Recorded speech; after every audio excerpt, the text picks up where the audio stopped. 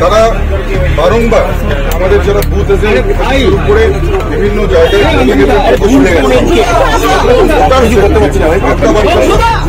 কিন্তু আমাদের এবং গত পৌরসভা নির্বাচনেও কিন্তু এখানকার সাধারণ মানুষের গণতান্ত্রিক অধিকার কেড়ে নেওয়া হচ্ছে। তো স্বাভাবিকভাবেই এবারে গণপ্রতিরোধ গড়ে উঠেছে, সেখানেই তৃণমূল কংগ্রেসে যারা গুন্ডা থেকে শুরু করে অ্যান্টি সোশ্যাল এলিমেন্টস রয়েছে, যারা সাধারণ মানুষের ভোটাধিকার কেড়ে নেওয়ার চেষ্টা করছে, সেখানে প্রতিবাদ তৈরি হচ্ছে।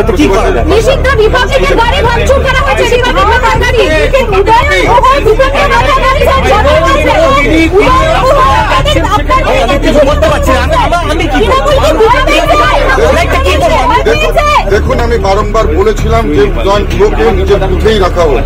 ইলেকশন কমিশনের কাছে বারবার অনুরোধ করেছিলাম, উদয়ন গুহ যেখানেই যাচ্ছে তাদের কর্মীদেরকে প্রভোগ করছে, মানুষের উপর আক্রমণ করবার জন্য, সাংবাদিকদের উপর আক্রমণ করবার জন্য উদয়ন গুহ এক কথায় উস্কানিমূলক বার্তা দিয়ে আসছে, যার ফলে আজকে রিপাবলিক বাংলার মতন যে একটা নিউজ চ্যানেল তাদের সাংবাদিকদের উপরে একেবারে নৃশংস আক্রমণ হয়েছে, গাড়ি ভেঙে দেওয়া হয়েছে।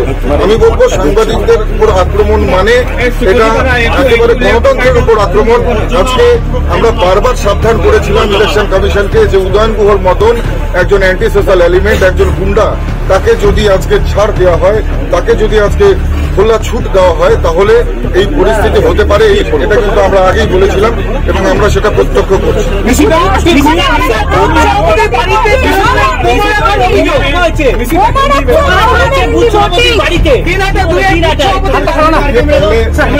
मैं कहना चाहूंगा कि मैं पहले भी कहा कि जब तक तृणमूल कांग्रेस है तब तक वायलेंस होगा, लेकिन इस बार जैसे तृणमूल कांग्रेस वायलेंस कर रहा है वैसे ही साधारण जो मतदाता है वो प्रतिरोध भी कर रहा है कि हम ये बर्दाश्त नहीं करेंगे कि आप गणतंत्र अधिकार आप छीनोगे।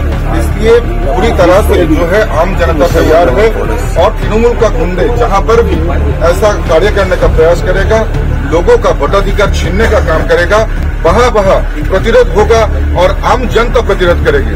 हम लोग ये मानते हैं कि जनता जनार्दन हमारे लिए भगवान है और जनता जनार्दन जो करेगा, जो राय देगा, उसको हम वो सिरधार्य है वो हम लोग बिल्कुल मानेंगे।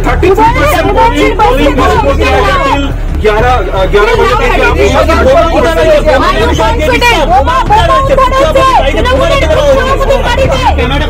এখন তৃণমূল কংগ্রেস আমাদের বিভিন্ন বুথ সভাপতিদের বাড়িতে গিয়ে অত্যাচার করছে, কোথাও বোমা রাখছে, কোথাও পিস্তল লুচিয়ে হুমকি দিচ্ছে এবং সঙ্গে পুলিশকে পুলিশ একেবারে দলদাসে পরিণত হয়ে পুলিশ এবং তৃণমূলের গুন্ডা মিলে যৌথ প্রয়াসে তারা কিন্তু আমাদের কর্মীদের উপর আক্রমণ থেকে শুরু করে প্রশাসনের সঙ্গে নিয়ে এই ঘটনা করছে, এটা ভাবা যায় না।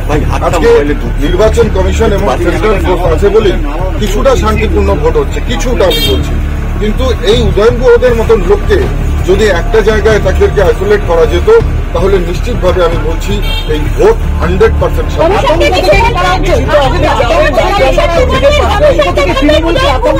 একেবারে তৃণমূল কংগ্রেস হেরে যাওয়ার ভয়ে এসব করছে। তৃণমূল কংগ্রেস হেরে যাবে বুঝতে পেরেই এইসব করছে। মিডিয়া মাইলেজ নেওয়া পাশাপাশি মানুষের গণতান্ত্রিক অধিকার কেড়ে নেওয়া, এটা তৃণমূল কংগ্রেসের কাছে এমন হাতিয়ার। এছাড়া আর তৃণমূল কংগ্রেস কোনোভাবে জিততে